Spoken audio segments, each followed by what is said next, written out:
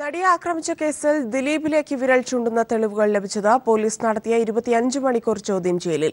Police നടത്തിയ raid മെത്തേഡിലുള്ള ചോദ്യം ചെയ്യൽ മുറയാണ് ദിലീപിനെ വീഴ്ത്തിയത്.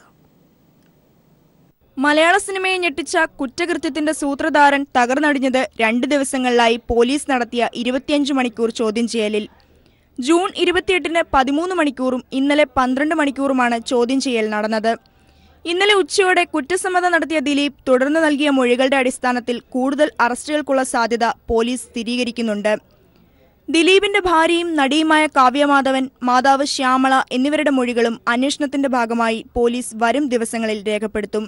പ്രതിയുടെ മൊഴികൾ വിശ്വസിക്കുന്ന തരത്തിൽ പെരുമാറി പോലീസ് നടത്തിയ റെയ്ഡ് മെത്തേഡിലുള്ള ചോദ്യം ചെയ്യൽ മുറയാണ് ദിലീപിനെ വീഴ്ത്തിയത്.